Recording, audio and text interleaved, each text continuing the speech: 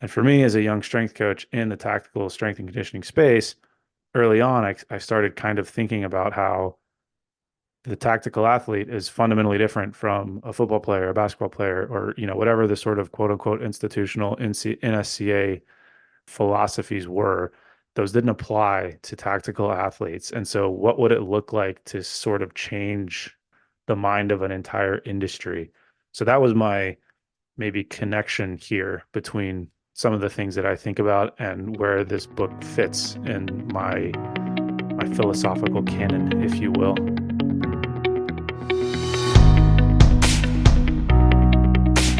Are we doing it? I guess we can do an intro. Should we banter about something? I don't know how we do this. I do. So I have something. Hey guys, welcome back. Another week. Drew and Alex MOPs MOEs.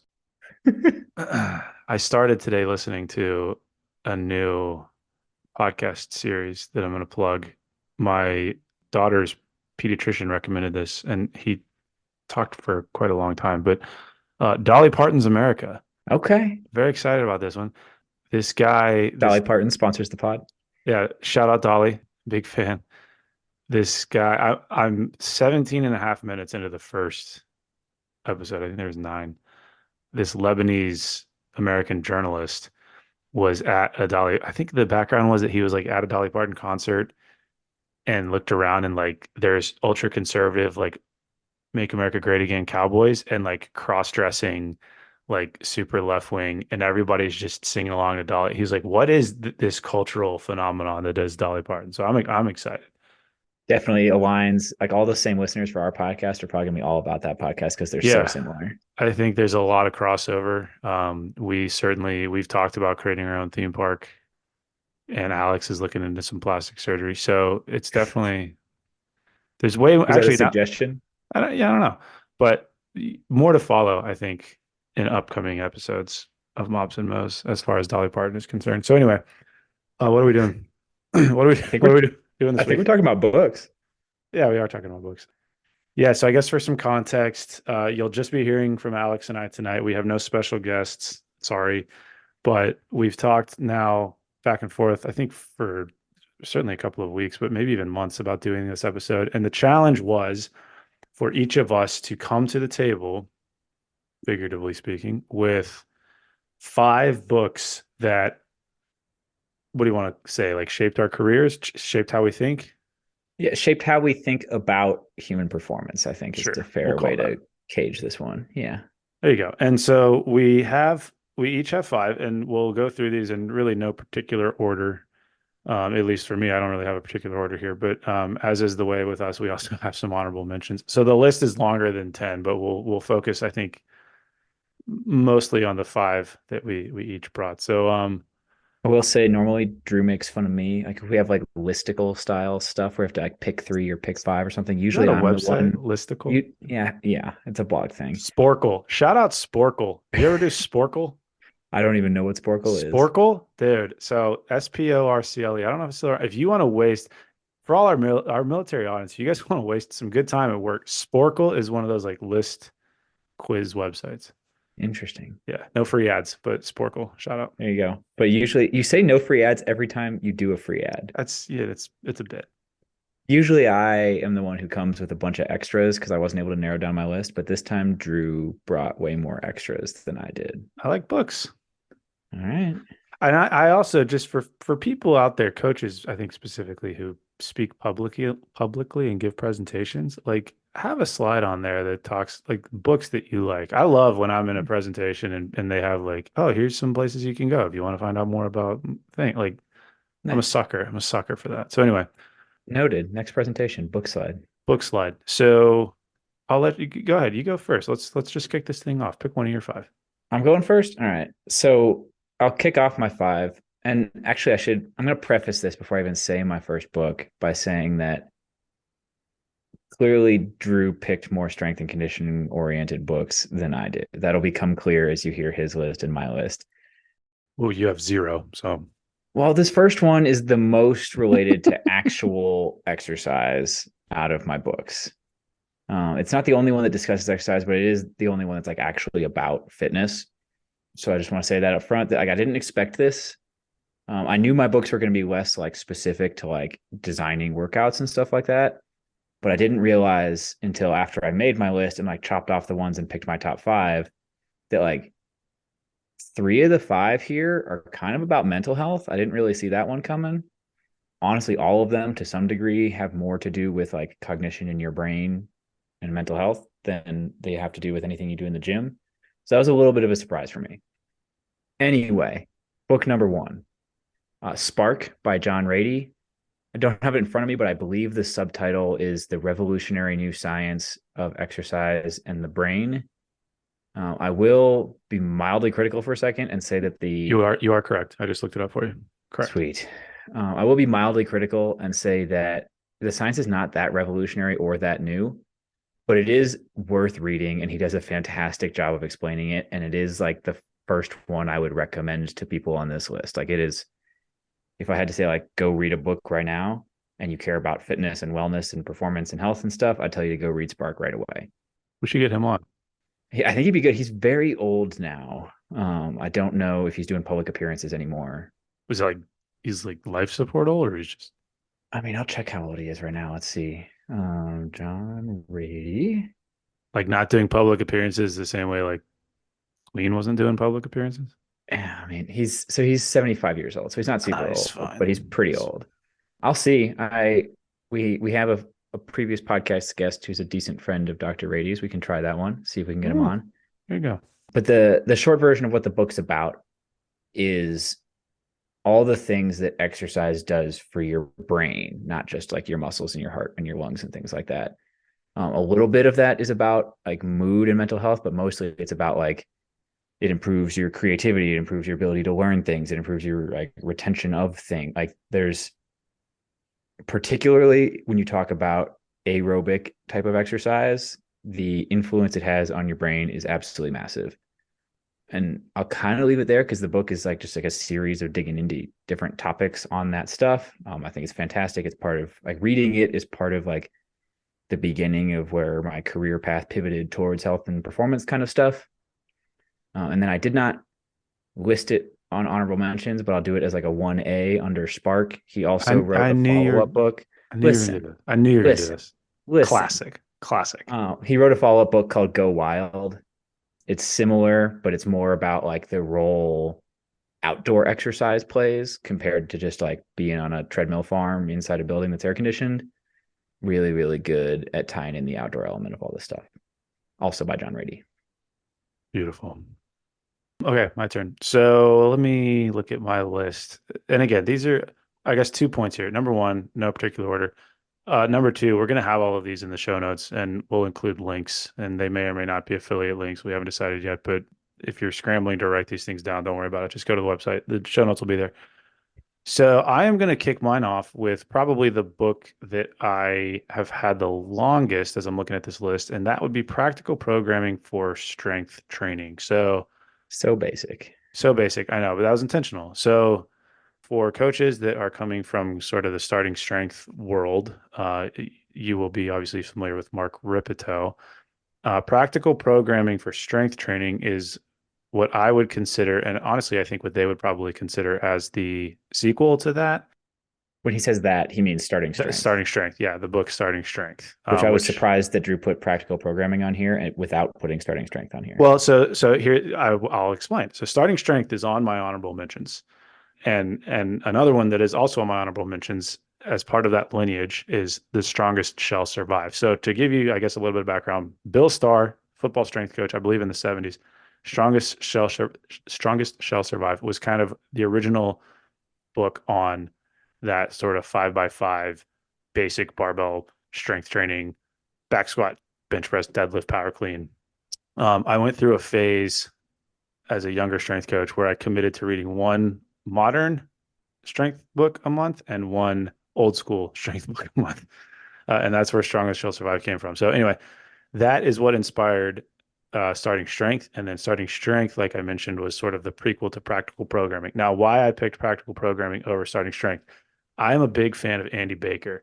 Mark Ripito is great. He's a little bit inflammatory, and he is diehard about the 5x5 method, which is fine. But Andy Baker is a little bit more of a nuanced kind of strength and conditioning coach when it comes to barbell training. And I think where starting strength does a good job introducing some of the physics behind barbell training and some of the basic templates, practical programming takes that and makes it much more practical. So it's less of like, here's this method and that method, and more of what would it look like to program for strength and hypertrophy. And I mean, it's in the title, practical. It's very practical programming. So I went intentionally basic with my first one because I was thinking back to myself as kind of a new strength coach, and some of the things that I wasn't necessarily taught in school when it comes to more of the practical program design stuff, I got from that book. I would probably change some things looking back now, but I mean, if you read that one and get familiar with sort of what it talks about, and then maybe layer some subjective autoregulation stuff on top of it, you're probably 95% of the way there in terms of how to actually get people stronger. So I've had my opinions have evolved on Mark Ripito over time. I too, I'm sure it's great. early in my journey, definitely. I mean, they're still on my shelf. I've got Starting Strength. I've got Practical Programming, useful books, good stuff. And like, I use Ripito's how to coach the deadlift in 5 steps method for like every beginner who's learning the deadlift for the first time. It works really, really well. But Mark Ripito today has gone like really far down the inflammatory road to the point of it being just like kind of annoying. I haven't paid Starting attention to it in fights a for no while. reason. Like he used to be part of CrossFit, and then he had like the breakup with CrossFit, and now he like makes videos about how terrible CrossFit is that like aren't coherent and don't really have a clear point. A lot of straw man arguments kind of stuff. He made a whole video about how to properly carry plates around the gym, like the proper grip of how to hold it, like which way to put it, how to like it's Oh, I mean, yeah, I know what you're talking about with the metal plates and like the yeah, lip. Yeah. Yeah. it's some of his stuff lately is kind of I think, annoying I and mean, I unnecessary. think, and this is why it's on my honorable mention. I think starting strength is a good one to have and to peruse and to maybe even read if you're super new. But between those two, you'll walk away from practical programming with a better idea of how to, you know, wink, wink, practically program for That's somebody fair. when it comes to strength, and it's Also, intentionally for strength. did you see the series of videos? I don't remember what page it was on. It's like Mark Ripito sitting at a desk, just like making people mad. That's like what he does. That's his whole thing. It's like it was all over Instagram for a while, and it was Yeah, mostly it's his him whole thing. saying that like strength is the only thing that's important. And I don't know, it was just He's one of those guys that's done a real lot. I think he's done a lot for the industry, but I that's also fair. think it's like, chill out a little bit. Yeah, probably a little bit. Um, I'll also, before I throw it back to you, I would also shout out Andy Baker's blog in general for just as an extension of that book. So if you do find yourself looking at that book, and it's not super long, and you just kind of want to have a really solid, I mean, even now, 10 years from probably having read it for the first time, I still refer to his website and go back and kind of look and see what he's putting out. And actually, asterisks on that, he's a veteran. I think we could probably get him on as a future guest. So Nice. 2 for 2 on All books right, my and turn. possible guests. Yes, your turn. Number 2. Okay. This one starts with a story. Ooh. When I was a So platoon leader, I was all about like trying to like incentivize things with the soldiers. And one of the things I did is I created like a platoon like reading list, and like people were allowed to add books to the reading list if they wanted to. I brought in like a whole bunch of books, put them on a shelf outside my office. If you read one book and write like a 1 or 2 page like thing explaining what the book's about and what you took away from it, you get a half day off. If you read 2 books and write 2 things about it, you get a full day off of work. Nobody ever achieved the full day off of work. I did what? not successfully get my soldiers to read any books. I did get one soldier came in and was like, I want to do this. Like, I haven't read any books since high school. I want to read a book. But your soldiers And read? yeah, these like half my soldiers had master's degrees. I don't think they gave a shit about my professional reading list. It's fine. Turns out lieutenants shouldn't be making professional I reading was lists gonna anymore. say, like junior Nobody leaders on cares. reading lists, no Nobody one cares. Um, cares. that's fine though. That's such an Whatever. optimistic flex. Listen, I was idealistic. It's Hey guys, okay. I'm new here. Here's my professional reading list. Listen, I mean, I did. So that's not true. I did get them to read a book that's later on this list. We did do like a whole LPD thing on one of these books, and we'll come back to that. But this particular book, one of my soldiers walked in, said he like really did want to read like one of the books in the reading list, and asked which the shortest book on the list was, so he could get through it the easiest. I just And want a half day off, dude. this was that book. It is extremely short.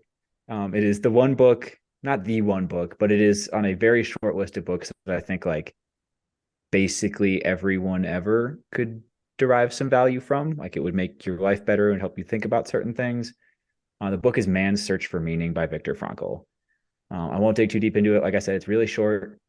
He is a Holocaust survivor, and that is what the book is about. But it helped me navigate the like figure out what you want to do with your life kind of stuff and like figure out a sense of purpose kind of stuff, because that's what it's really about. Is it's not like chasing achievement doesn't really work out super well. Chasing a sense of purpose does and may secondarily lead to some of that achievement. I think it's really valuable. It's intense, it's dark, but it does make some really useful points about human nature. I just gave a class this morning where you're talking about like hierarchy of what's important when it comes to health and performance and things like that. And I've, at least for the last couple of years, kind of believed that mindset is the foundation of that pyramid. Like if you haven't figured out your mindset and some sense of purpose kind of stuff, you're going to struggle with the rest of it. And so this book's pretty core to the figuring out your mindset, identifying a sense of purpose. And I think that's foundational to a lot of the other stuff we talk about in the performance space. I think it's also a pretty safe bet that if somebody is writing a book during the Holocaust, it's probably worth reading. I mean, I think he probably wrote the book after the Holocaust. I don't think he was like I typing it thought out. he was right. I thought he like was writing it. I think he was. That's a good question. I need to go check Give us whether a he like Google. started the Give work. us a Yeah, Google, Jamie. Look it up, Jamie.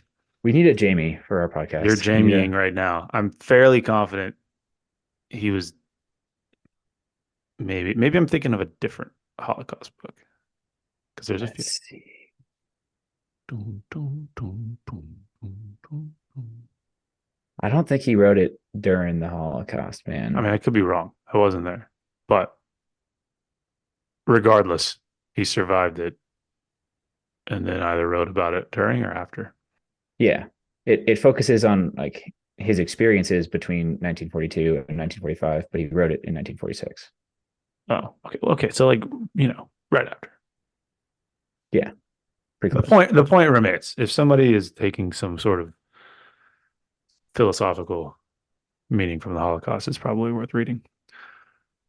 Cool. Okay. So that was number two. There you go. Your turn. My turn. So I'll go sort of along the same lines of my last one, which was one of the things that I sought out very early on was a endurance equivalent to starting strength or practical programming. And I actually remember even asking some sort of mentors and more senior coaches, like, man, is there an endurance equivalent to starting strength? Because what starting strength, like I mentioned, had done for me and what practical programming had done for me is that it had made programming X's and O's very practical, very easy to understand.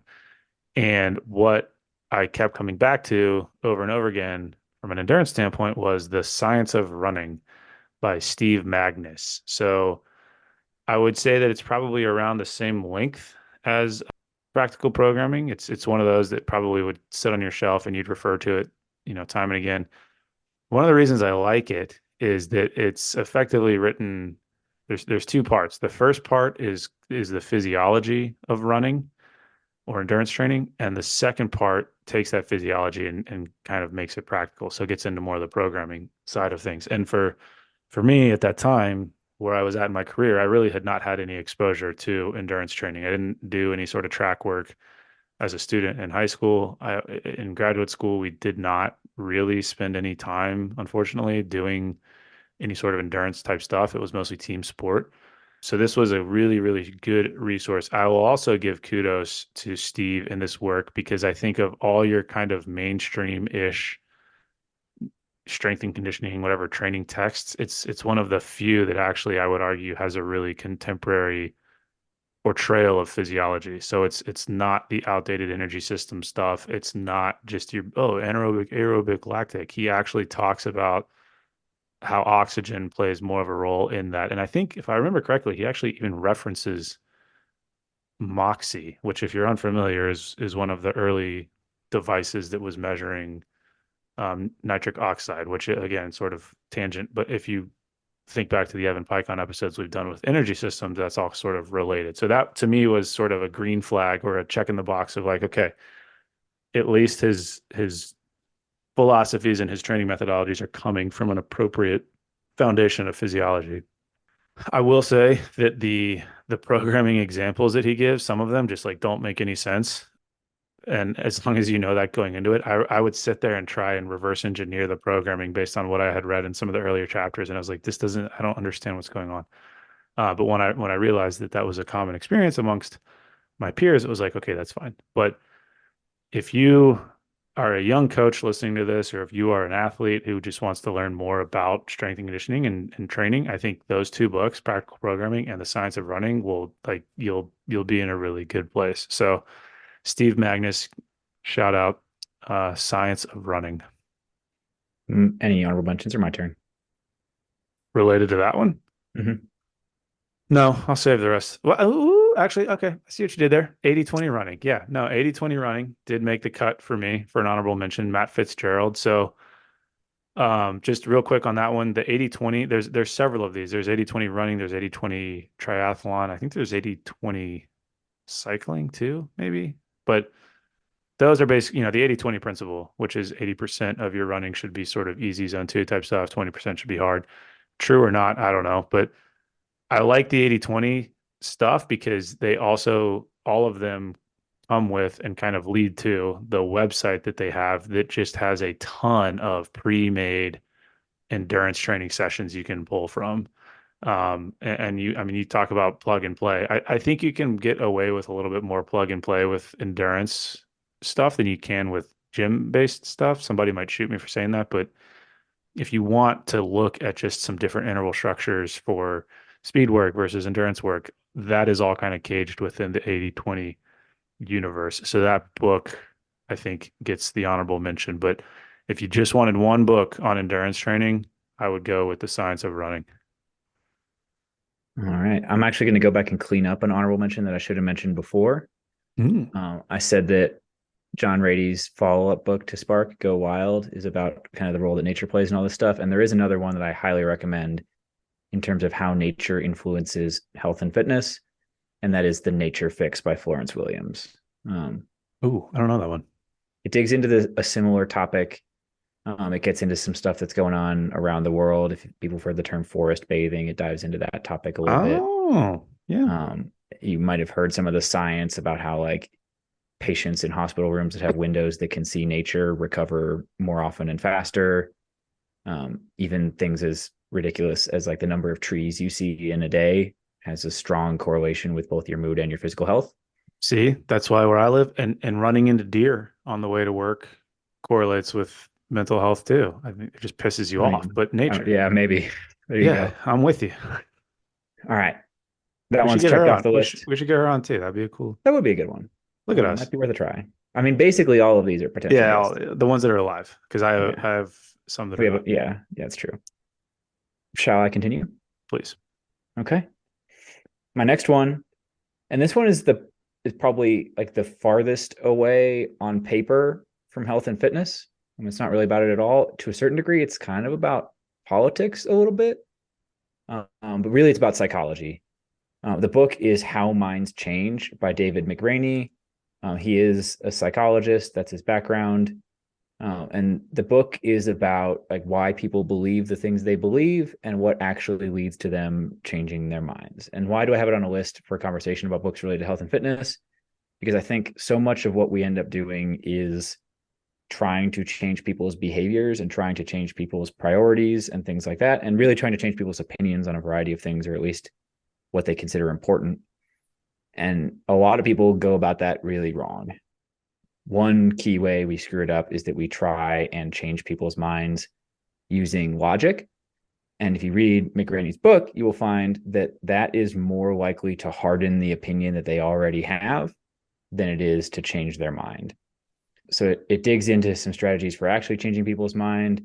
I won't like ruin the book for people, but a lot of it has to do less with figuring out what they believe and convincing them of a different thing. And it has more to do with figuring out why they believe what they believe and navigating through that. I know that sounds weird. You'll get it if you read the book. But it does dive in.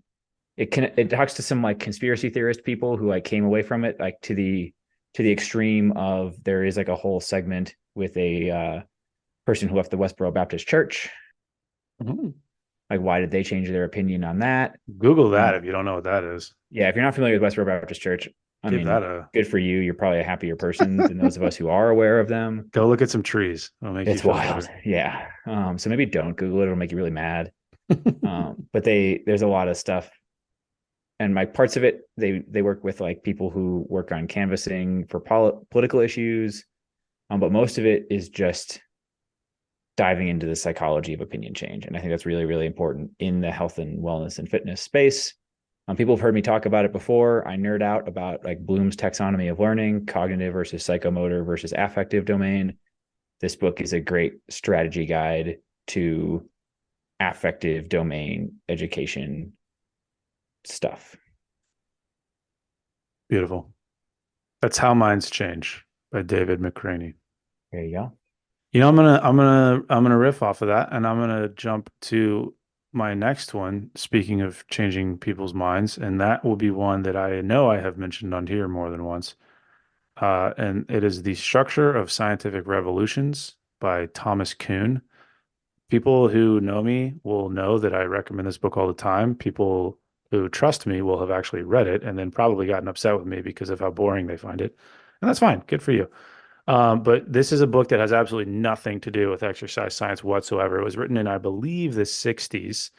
The book or the link that I'll have in the show notes for you guys will take you to the 50th anniversary edition that has an awesome intro by Ian Hacking, who is another, I guess, scientific philosopher. So, bit of background. Philosophy of science is kind of one of the things that I think is super interesting. It just gets into sort of the idea behind science and how we think the way we think and why things are the way that they are. And I think this was a book that I picked up on from listening to a podcast that featured John Kiley and Mike Tashir. And I forget who was interviewing them, but they were on there together. And those are two people that I hold in a very high regard. And if I recall, the guy had asked them like what their top book was, and they did sort of a one, two, three, go, and they both referenced this book. And so I got on Amazon within 10 seconds and bought it and read it. Effectively, this book, as dense as it is, it's not very You long, read but it it's in 10 seconds. I read it in 10 seconds. Yeah. No, as dense as it is, what it's really getting at is how scientific paradigms change, how paradigms change. And Thomas Kuhn is actually, I think, credited with bringing the phrase paradigm shift or paradigm change into sort of the vernacular. So if you think back to the 60s, physics was sort of the predominant scientific domain at the time. And what he does is walk us through sort of the history of science and how, in any given time, in any given century, you think about like Galileo, for example, like that body of expertise was dead convinced that they had it figured out and that they were right. And how does that change over time? And, what do they say? Science, people change their minds one funeral at a time or something. Scientific ideas die one funeral at a time. To me, this book was, I probably first read this book maybe 6 or 7 years ago, but why I think it's relevant is because, again, thinking of paradigm shifts and this idea that massive changes in thinking don't ever really come from within the institution. They come from ideas on the outside of the institution that then slowly become accepted as institutional. And for me, as a young strength coach in the tactical strength and conditioning space, early on, I started kind of thinking about how the tactical athlete is fundamentally different from a football player, a basketball player, or whatever the sort of quote unquote institutional NSCA philosophies were. Those didn't apply to tactical athletes. And so, what would it look like to sort of change the mind of an entire industry? So, that was my maybe connection here between some of the things that I think about and where this book fits in my philosophical canon, if you will. Again, fair warning, totally unrelated to human performance. I doubt Thomas Kuhn ever even worked out, but a fantastic book. There are actually, and if I do a good job of this, I'll have it in the show notes, but There are a couple really good Reader's Digest kind of breakdowns of what the book's actually talking about. So you might start there. You might start on Wikipedia just to get a sense of what he's trying to get at before you dive into the book itself. But yeah, the structure of scientific revolutions, I have referred that book to countless people, and they've all told me that it's boring. Drew's given like academic homework here. That's like Yeah. borderline Yep. textbook territory. Yeah. So, file your book reports and you'll get a half day off if you work for First Lieutenant There you go. Alex. Once upon a time. Those were the good days. I miss it. All right. Jesus. My turn. Go for it. Number All right. four. Number four. Yeah. Like I said, I was surprised when I made my list and hacked off the ones I didn't think made the top five, how many mental health books ended up in there. And this is, once again, not just a potential guess, but this is a guess we have tried and failed to get before. I looked up, so he is the chairman emeritus of the psychology department at Duke University. I went on their website, looked up his email address, sent him an email at his like normal faculty email address that's listed on there. I don't think the email even went through. I don't think the account actually exists. So then I engaged with some folks who had connections at Duke. They found me his actual email address, which is very strange. It's a name, but it's not his name, but it's what's listed in their like internal address book. And I sent an email to that email and also did not get a response that time either. Next time you're in town, we'll just drive up to Durham and knock on his door. It's not a bad idea. I don't know when this episode's going to publish. It'll probably be too late, but I will be in the Durham area not that long. Well, there you go. Come out to North Carolina. We'll hang out. But the book, anyway, and we'll talk about who the author is. The book is called Saving Normal, and it's by Dr. Alan Francis. Like psychotherapy, mental health kind of stuff, extremely accomplished in that space.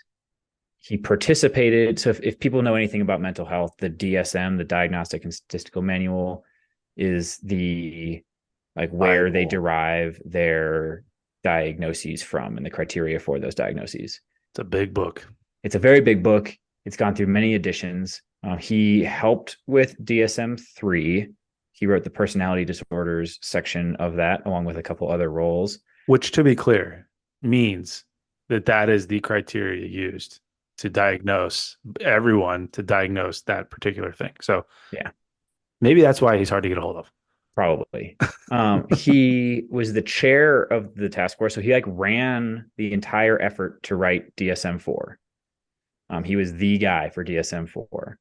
And if you read Saving Normal, this is about the time where he started wondering what this was all about and if there were some problems in the process. He would describe himself probably, and others have described him as a diagnostic conservative. He was not a big fan of like rapid expansion and like vague diagnostic criteria that could allow people to diagnose kind of anything. So he had some issues with how this went. Shout out VA episodes. Yeah, absolutely. So this connects to some other stuff we talked about for sure. Then we got to DSM-5. I don't think he was directly involved in the writing of it. I think he did. Yeah, well, DSM-5 was being crafted. Well, that task force was working on it. He started a weekly blog titled DSM-5 in Distress, basically criticizing the whole process. And his core argument was that they were trying to medicalize everything in order to prescribe as many drugs as possible and create as much business for psychologists as possible and drive all this stuff. It wasn't particularly helpful. And if you read Saving Normal, he breaks into a few examples of these issues. One of the big ones he talks about is ADHD, like overdiagnosis of ADHD, unclear standards for diagnosing ADHD, and the long-term ramifications of taking someone who is probably within the realm of normal and just needed to like figure some things out and diagnosing them and putting them on drugs and convincing them that they are mentally unwell. Like just there's long-term consequences of that. So that's what Saving Normal is all about. If you've heard the term worried well, there's a good chance it came from Dr. Francis. Needless to say, he's been very critical of the whole process. I'm scrolling through his blog and some of the titles that stand out. Dying well means dying at home. Think twice before getting knee surgery. Balancing patient freedom with safety and well-being. A checklist to stop misuse of psychiatric medication in kids.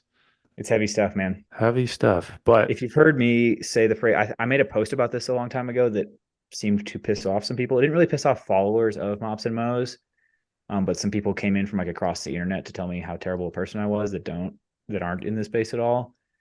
But the way I summarize it is some of the things that we label as disorders are actually totally appropriate responses to broken systems. hmm, And you'll hear that like if a kid has trouble sitting still and focusing on PowerPoint slides for like 8 hours in a classroom all day, that is not a disorder with the child. That is a problem with the educational environment we have created. And that same phenomenon happens a lot. I say there's probably a lot of carryover to military environments and working Yeah, it's with real. junior soldiers. Maybe a stone will unturn in future conversation. So that was Saving Normal by Alan Francis. Hopefully a future guest of the pod. Alan, if you're listening, respond please to Alex's emails. If somebody knows Alan, tell him we're looking for him. Help us out. Help Thanks. us out.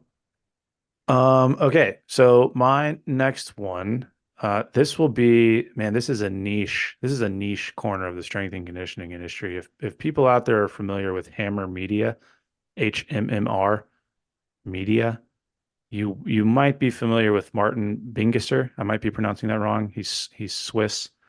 But the book here is called Training Talk: Conversations with a Dozen Master Coaches. It is not very long, 228 pages, but this is, I think, my favorite just sort of go-to little pocket guide for how a lot of highly respected coaches think. So Hammer Media, just for a bit of background, stems from the hammer throwing kind of track and field space. And I even just today was talking to a coach about how the track and field space is probably the most underutilized in terms of available resources for your run-of-the-mill strength and conditioning coach. If you want to know how to work with athletes, look at track and field coaches because you're looking at singular events, single modalities. They have figured out how to optimize whether that's sprinting, throwing, jumping, being strong, being powerful. So this book is cool because it features 12 different coaches, and I'll just throw a few out there if you know the names. Vern Gambetta, fantastic coach. Dan Pfaff, speed coach extraordinaire. Pat Connolly, Anatoly Bondarchuk. So we've mentioned his name before, but he was the guy that kind of inspired Mike Teixeira looking at not necessarily rate of perceived exertion in strength and conditioning, but this idea of, I mean, maybe he's sort of one of the influencers behind emergent periodization and just sort of not getting too far ahead of the athlete and programming based off of their performances. So Bondarchuk, huge influence. Derek Evely, he was the guy. So Bondarchuk is, I'm pretty sure he's Russian. He's definitely Soviet, but he immigrated over to Canada, lived in Derek Evely's basement, and Derek was the guy that helped translate all of his stuff into English. So just sort of an interesting aside. Derek's also featured in that. Franz Bosch is on here. My favorite, John Kiley, is on here. So the book's divided into two parts. Part one is at the track, and you've got 7 coaches kind of detailing how they approach that space. And then part two is on the field, and you've got 5 coaches detailing how they navigate that space. So this is everything from, and I'm reading this from the description, but the training methods behind Japan's historic upset of South Africa in the 2015 Rugby World Cup, which if you don't know that story is fantastic.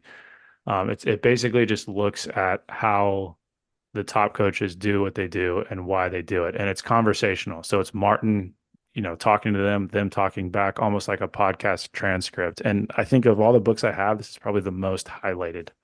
So if you are looking kind of in a similar vein to what I mentioned with Thomas Kuhn's book, if you're looking for some really insightful knowledge outside of the traditional institutional viewpoint of NSCA strength and conditioning, this is a place that I would go. So that is Training Talk. If you can't find it on Amazon, you can find it on Hammer Media. And like I said, we'll have that in the show notes. So boom. Awesome. Last one for me, Last one. other than a couple honorable mentions that we'll wrap up at the end. At this point, you're probably realizing that all of Drew's books are actually about strength and conditioning, and zero of my books are about strength and conditioning. Sorry about that. If you've been listening to the podcast for this long and not realized that like what I do is not that much the X's and O's of strength and conditioning, surprise, like I actually, pretty I good was hint. surprised at how many I was able to do as strength and conditioning because I expected my list to be none, but here we are. Yeah. Anyway, my last book is frankly extremely predictable. I kind of made fun of Drew for being basic with practical programming. This would be my most basic on the list, I think. I think it's particularly relevant if you are somebody who is new to working around the military. But frankly, it has relevance outside of just the military. I have like a theory of like human culture kind of stuff that I'll dig into in a second that kind of came from this book. But it's Tribe by Sebastian Younger. Again, it's a relatively quick read. Sebastian Younger was like an embedded reporter, talked about what he saw in combat, has written a number of really, really good books, involved in some documentaries and things like that. You probably know his work, even if you don't Restrepo. realize. Yeah, he was the Restrepo guy. You almost certainly know his work, even if you don't necessarily recognize his name. But I would highly encourage people to read Tribe. Kind of a core theme of Tribe is that, I mean, it's kind of about PTSD, and it was controversial when it came out for a couple reasons. The most notable reason that it was controversial is it highlighted the fact that one, PTSD is not necessarily like an unhealthy thing. It's a pretty normal reaction to traumatic stress. But two, that it is a, generally speaking, temporary condition that you can recover from. And that was a frustrating thing. We've done 2 episodes now on the whole VA disability system, but a lot of people did not want to hear that it's something you can recover from because that sounds like a threat to their long-term disability payments for PTSD. But it is something like lots of people experience PTSD that aren't in the military. You can get PTSD from car accidents. You can get PTSD from violent crime stuff. It happens all the time. People recover from it. It just turns out that people who get paid for it are less likely to recover from it. Again, that's a whole rabbit hole. We've done 2 episodes on that. Go listen to those. But one of the core things from Tribe is that societies used to go to war as societies or as communities. It was something that the entire community participated in to some degree, even if they weren't all quote unquote warriors. And then when the conflict was over, they recovered from that experience of violence as a society, as a community together. And that was true even up through like World War II. Like the whole country was involved in the war effort and things like that. And that sense of community involvement in conflict and in war has to a significant degree gone away.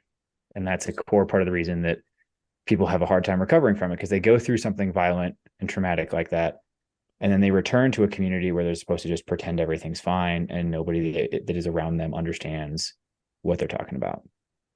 My broader theory that I took away from it is that from an evolutionary standpoint, I don't think humans were really ever intended to live in communities larger than like 40. And that's where most of our problems come from, is that we're trying to be part of this like multiple billion person global community. And you're never going to get that many people to agree even on foundational things, but that's not technically really part of the book. War was the other book you wrote. War is fantastic. It's longer than Tribe, I but was I gonna say highly Tribe recommend is it. Yeah. Tribe is relatively short. War was the one that came from Restrepo, right?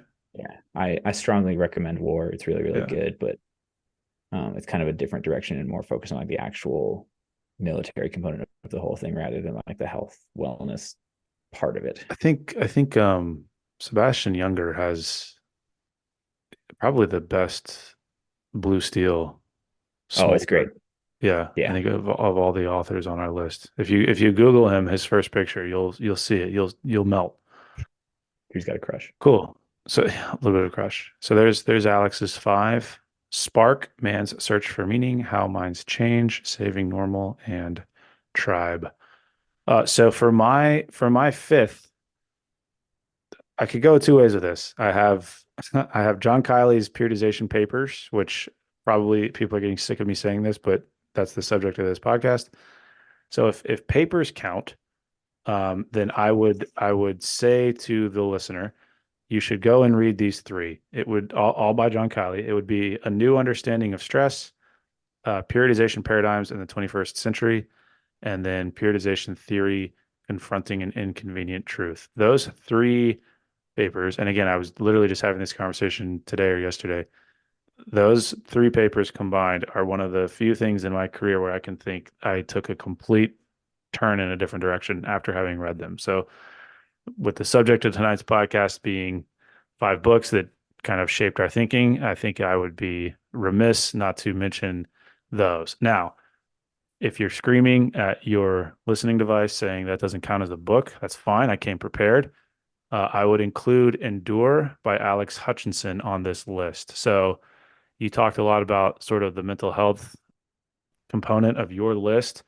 I don't think I would put Endure in the mental health category necessarily, but for folks that have not read that book, it effectively looks at the mental, maybe even biopsychosocial component of endurance. And I don't know if it's intentionally meant specifically to be about only endurance because there is some talk of kind of other endeavors, but It is titled Endure. it is titled Endure. Alex is a runner. Alex Hutchinson is a runner. I think he, prior to or maybe as a result of this, he also writes for, I know he writes for Outside. He might write for Sports Illustrated too. I'm not sure. He's a journalist by trade, but anyway, a fantastic book that I think gives you a great idea of the role that the mind plays in performance. And one of the anecdotes that he includes in this, I think it might actually be in the introduction, was when he himself was a competitive runner, I believe in college. It's that thing of the coach like shouting out the wrong time and him thinking that he was faster or maybe slower than what he thought he was, and kind of how that allowed him to overcome whatever his PR had been. And I was laughing because I was thinking of myself when I remember this distinctly when I first bench pressed 225. And I know people are, oh, like last week.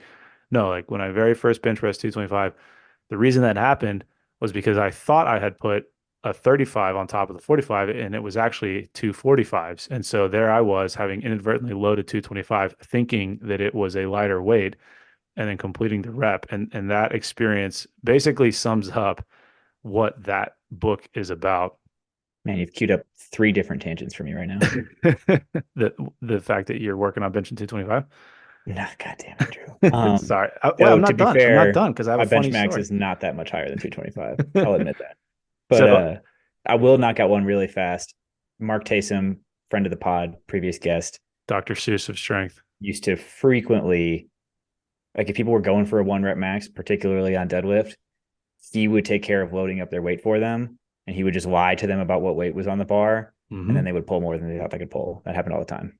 And that again, kind of effectively is what that is about. And so what's interesting is so Alex Hutchinson, he did some of the reporting on the original attempt for Eliud Kipchoge to break the 2 hour marathon. So if you guys have followed that at all, it's kind of been a really fascinating story. It has since been broken, but the first attempt that they made, everything was structured to optimize this goal of the sub 2 hour marathon. They had it on a Formula One track in the perfect climate, perfect elevation behind a Tesla with I think lasers were sort of on the ground to give the pace, and then they structured the pacers in a particular formation to break the wind, and everything was optimized.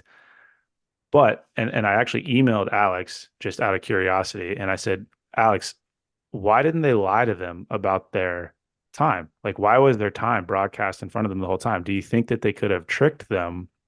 And because I think the Elliot finished like 2 hours and 2 minutes. It was minuscule. And he got back and I mean, it took him a couple months, but he got back and he said that at that level, those guys are so keyed in to how the pace feels at that, speed that they would have known the difference in like 1 or 2 seconds per mile. So I thought that was super cool.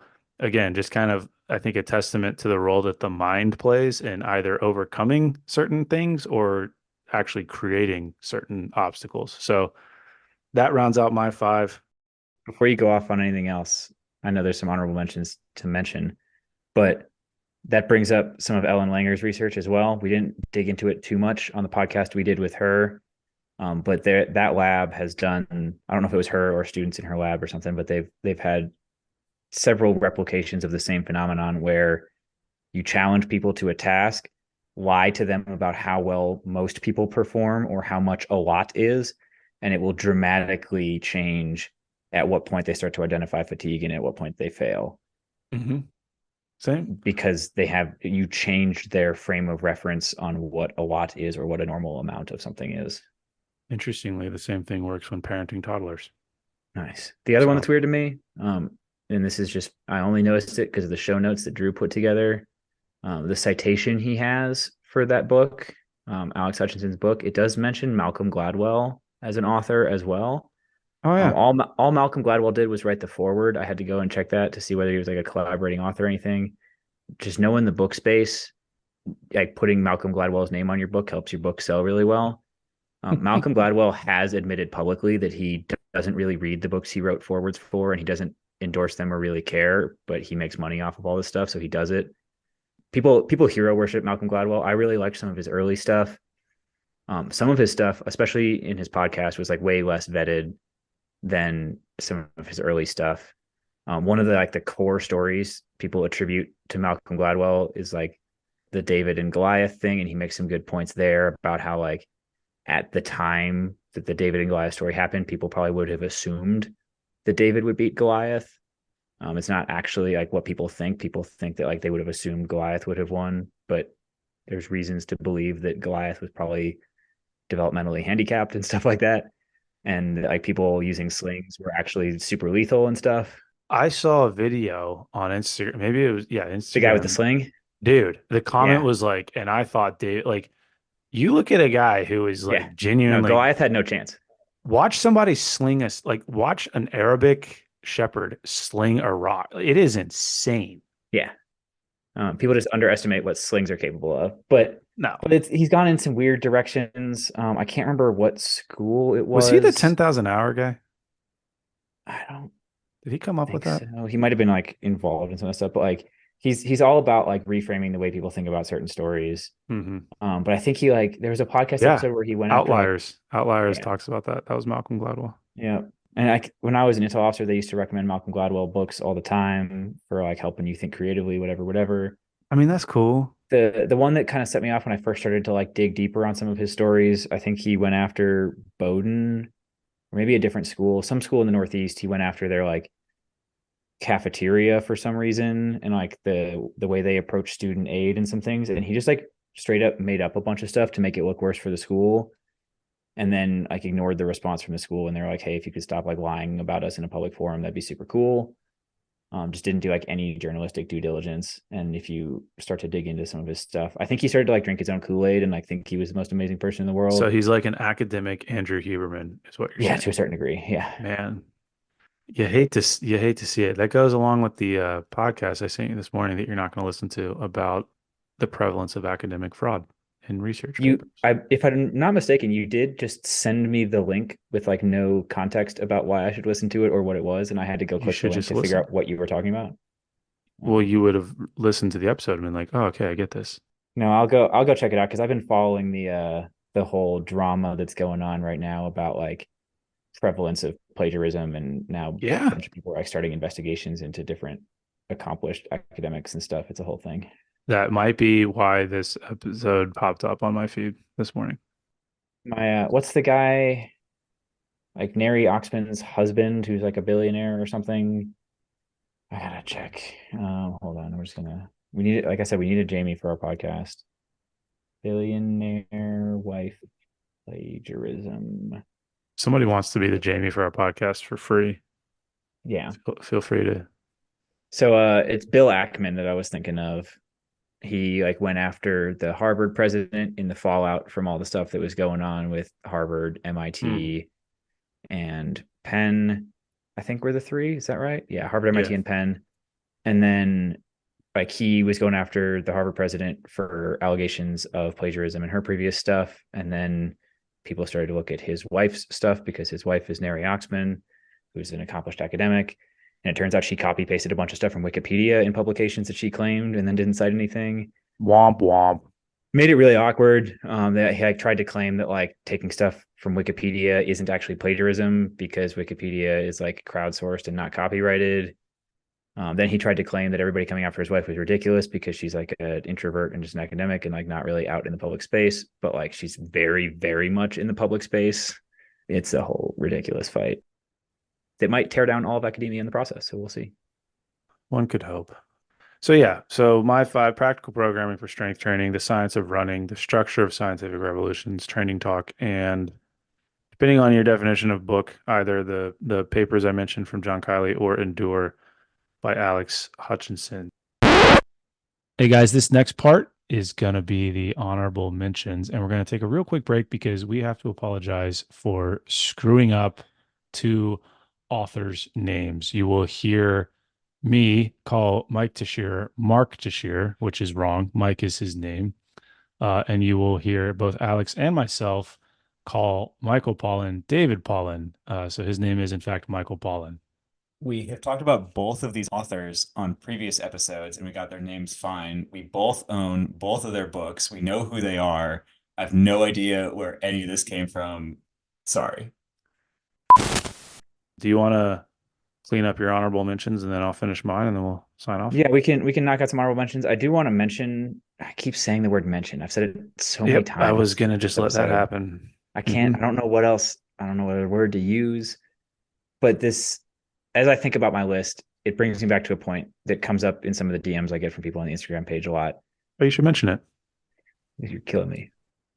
A lot of people want to know like kind of what the trick is to getting a performance program to work. And they all seem to assume it has something to do with like what kinds of professionals you hire or what program you create, whatever. And all that stuff matters to a certain degree. Certainly you want a team that's knowledgeable and cares, and you want workouts that make sense, whatever. But I would argue that much more foundational than any of those things is the culture you create around performance. Like if your leaders are walking the walk and not just talking the talk and just clearly care about it, you could do a pretty bad program without any professional assistance. But if you have leaders who really care about it and get the people who follow them to care about it, you're going to end up at a place with some pretty high performance. And I think that kind of explains some of my selections on this list because they're much more about why you should care about this stuff, finding a sense of purpose, how to get people on board with something you're trying to create, and building communities. So that's just, I think that makes my list make a little more sense, hopefully. What are your honorable mentions? Let's do it. I'll do two of them. I know you have a couple more than me, I think. One of them is This Is Your Mind on Plants by David Pollan. I think when I first heard the title of the book, I thought it was about like vegetarian or vegan diets. It is not. It's about drugs. It is about drugs. It is specifically about 3 drugs. It's about opium, caffeine, and mescaline. And I think a military audience might perk up when they hear there's a whole book about caffeine and the history of caffeine and how caffeine works. So you mentioned opium, caffeine, and mescaline. That's basically APHIS. Yeah, right. But it's worth a read. If you have even like slight hippie tendencies like I do, you will end up hating the DEA by the end of the book and like realizing the hypocrisy involved in the drug regime in our country and around the world. Caffeine is like really only legal because the people who run giant companies know that it makes workers more productive.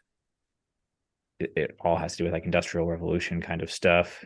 And like other drugs are illegal, not because they're bad for you or dangerous, but because they probably make you a less productive worker. Dude, David Pollan will screw you up. Yeah. In a good way. Like when he's written a lot of books. People can dive into any of his when other I stuff, saw him on your list, I'm sorry, I'm stealing your microphone, but I'm gonna add one to yours, which is Omnivore's Dilemma. Yeah. Talk about a book that will change how you think about food. I'm actually right now, I'm literally reading my 3rd consecutive David Pollan book. I'm currently reading Cooked. So I read In Defense of Food. I then read Omnivore's Dilemma. I'm now reading Cooked. And I have fundamentally changed the way that I think about food. Yeah. And I mean, that's probably good for our list that we just incorporated nutrition in it. So there we go. That's why I did that. And I'll dive a little deeper on my honorable mentions, but I'm gonna add that to mine. Fair. So that one's on mine. I think just learning a little bit more about how your brain works and about how like the history of humans turning to substances that affect the way your brain works. It's a good book. It's worth reading. The caffeine stuff is super interesting. And then my last one, if we record this episode in a couple weeks. This one might be on my top 5 list. I've put it on my honorable mentions list just because I have not finished the book. I'm reading it because Drew brought it up. I'm also reading it because Drew really wants to get the author of this book on the podcast. He Again, is hard to get a hold of as well. yeah, he's, I mean, Most things he's a huge deal. famous. Yeah, he'd be hard for us to get. Again, if any listeners are out there and I happen to know Robert Sapolsky, Oh, I was help gonna us say out. Brad Pitt, but yeah, Sure. I mean, we'll take Brad Pitt on the podcast too. But the book is Why Zebras Don't Get Ulcers. And I can't remember which book it was that Drew was talking about on his list and said it was his most highlighted book. Training Talk. Okay. Even without finishing this book, it might now be my most highlighted book. Very good book. I mean, there's so many examples in the book of it addressing the way most people think the science looks on something, explaining why it's wrong, then explaining the like contemporary understanding of it among people who actually research that topic in a way that's easy to understand, even if you're not in that space scientifically. It's got like countless examples of that are really, really good. Fundamentally, it's about stress, what stress is, our understanding of stress, how stress affects your body.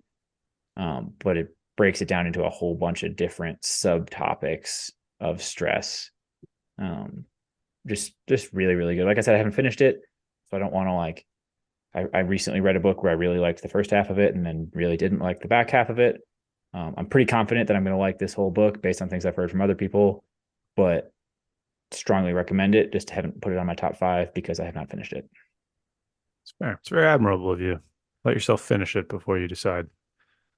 Okay, my honorable mentions. I mentioned 2 already, starting strength and 80-20 running. I'm going to throw training for the new Alpinism on there. So Scott Johnston is one that we have had on the podcast before. He's a longtime mentor of mine. Steve House was also a co-author on that one. And I think of all the guys that I have worked with coaching one-on-one, so of all the athletes that I've worked with, training for the new alpinism is the one that comes up the most in terms of having kind of turned them on to the idea of zone 2 training. And so while it is, you can kind of figure this out from the title, it is designed more for alpinism. So it was really the first book in the high altitude climbing space that tried to figure out how to train. Beforehand, people were just kind of climbing, and this was how to actually train for it. So definitely, I suppose, set the stage for that, the field of alpinism. But when it comes to zone 2 and understanding zone 2, I mean, if you've listened to Scott's podcast, most of that is in that training for the new alpinism book. The next one I have is Winning, and this is another niche book. So this is by Clive Woodward. He was the coach of the 2003 Rugby World Cup winning England squad, and this is his book that basically explains the way that he built that winning culture for that team from around 1997 up until they won in 2003. So I initially read it because I like rugby, and then turns out it's a phenomenal book with regards to how to build a winning culture. And there's a lot of cool resources in there for team building. I think actually a lot of senior military leaders would probably do well to read that. And as I put that on there, speaking of rugby books that military people seem to love, we should have had Legacy on here somewhere, which is the book about the All Blacks, and sweeping the sheds and all that. Legacy is another book I'll throw in there. Drew continues to make his list of books longer. I know, and I'm pulling an Alex. I put Reactive Training Systems Manual on there by Mark Tashir. A very, very small book, but that is the book that introduced rate of perceived exertion to resistance training. So again, I would be remiss if I did not include that. Mark Tashir, great thought leader in the space. I mentioned John Kiley's stuff. I also included him in my honorable mentions just in case I was not allowed to have him as a book. And then the ones that I added on here, as you were talking about, David Pollan, are In Defense of Food and Omnivore's Dilemma. So just to dive a little bit deeper into those as a shout out to the nutrition space. I think In Defense of Food came first. Maybe Omnivore's Dilemma did. Either way, both of those books kind of go at the world of dietary science and why we eat what we eat and the sort of culture around that. And you want to talk, like I mentioned, something, if you want to talk about something that will change your mind on whether it's drugs or food, this is definitely one of those books. I thought it was fascinating. People that work with me will be so annoyed because I've been referencing them probably endlessly for the last year. But that, I think, safely rounds out my honorable mentions before I start adding a bunch more on there. All right. I think I'm going to give Drew some homework since he gave you guys some homework with all the textbook reading you're supposed to do. I'm going to need you to grab your top 5, stack them up, take a picture of it, send it to me for the Instagram, and we'll do a reading list post, and people can tell us what books we should have put on our list. It's funny you say that because I wasn't going to shout him out for this, but hopefully he's listening. Joffrey actually stole my training talk book off the shelf, so I don't have that one. I am worried that I don't know. I'm going to turn around and look at my bookshelf. Listeners are not going to be able to see this. Oh, well, it's okay. I was worried that I did not have hard copies of a couple of these because I have a tendency to give them to people, especially Spark and Tribe. But I think I have both on the shelf. Yeah, we are good to go. Just Photoshop them in there. Yeah, there you Or go. you could do one of the collage things. That's true. Because I don't have training talk. I told you got homework. You got to figure it out. Yeah, I'm just gonna buy it again, I guess. There you go. Well, cool. That hopefully this was practical. Hopefully this was something useful. Hopefully at least one of these books we just mentioned appealed to you. And like I said, we'll have all of these in the show notes. We'll have links to all of them. And as we were doing this, I think maybe I'll build a page on the website with some recommended reading. Ooh. It'll kind of put you in a MOPS and MOEs headspace. So a reading list page on the website would be a good idea. Reading list page on the website. So stay tuned for that. Unless you got anything else, I think that wraps up the week. No, I think the reading list page has got to include any like books by people who have been guests on our podcast. I think that would be appropriate to plug them a little bit, give them a shout out. It'll be a living page. And I'm looking forward to hearing from the audience all the reasons why our list is wrong and the books they like better should be on there. Yeah. Yeah. So throw those in Alex's DMs as always. My Instagram now, not only is it private, it's also deleted from my phone. So I'm pulling who am I looking at? Alan Francis, trying to be hard to get a hold of. But slide in Alex's DMs. Tell him why this list is wrong. Tell him what you would prefer to read. Tell him if you know how to read. Come back next week.